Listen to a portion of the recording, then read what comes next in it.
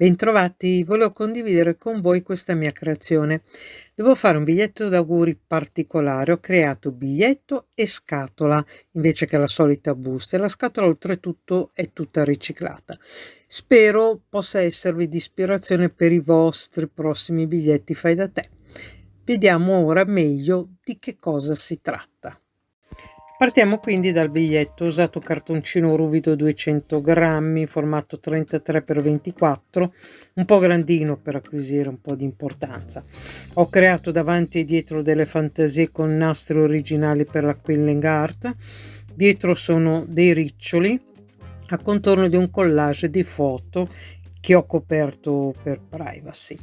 Se però non avete gli attrezzi e le strisce originali per la quilling art, vi lascio qua sopra il link per andare a vedere come risolvere con il riciclo. Ho fatto un video apposta. Ho creato così un contorno a mo' di cornice delle foto che possono essere lasciate in piedi su un mobile a vista.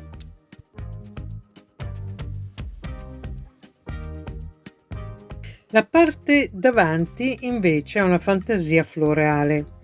C'è sempre un contorno che definisce meglio gli spazi, che però vengono appositamente invasi per creare movimento e tridimensionalità.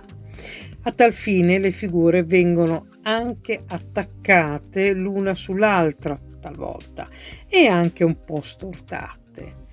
Ecco, le figure sono quelle base, niente di complicato, lo potete vedere.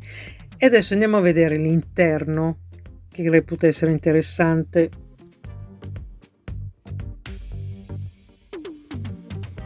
Quindi a destra una dedica stampata e incollata con un bordino di tessuto riciclato e a sinistra una busta riciclata con una scritta che preannuncia cosa si troverà all'interno.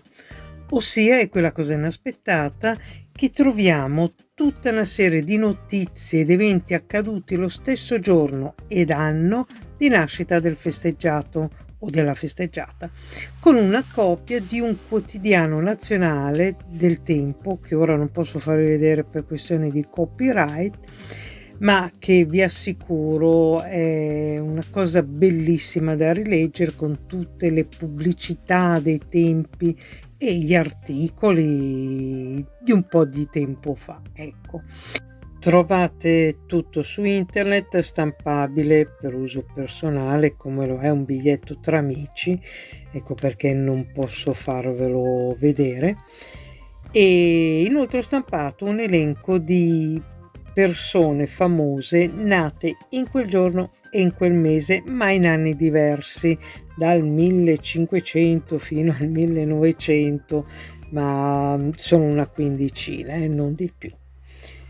Ecco, io l'ho già consegnato e devo dire che è piaciuto e ha divertito veramente tutti quanti. Ora, per proteggere il biglietto e trasportarlo e conservarlo, ho modificato una scatola di riciclo. Era di una nota marca di coltelli, ho tolto la plastica interna su cui erano appoggiati, rivestito il fondo con del cartoncino colorato.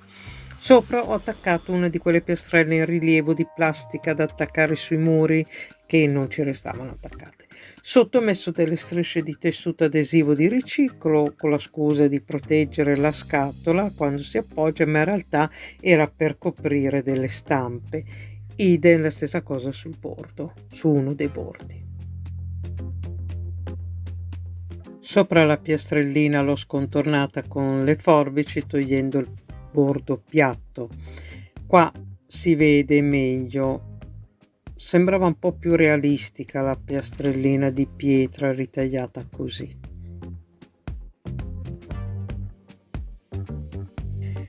Poi una cosa bella che mi è piaciuta di questa scatola è che ha la calamita sulla chiusura.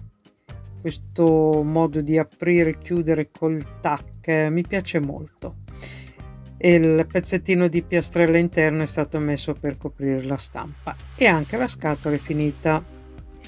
Quindi inseriamo il nostro biglietto, non avevo della velina, ci sarebbe stata benissimo ed avrebbe dato più importanza e classe al biglietto. Mi dispiace, un peccato, non ce l'avevo.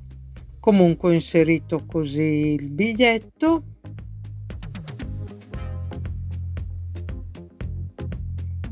Ho chiuso e voilà, pronto per essere consegnato.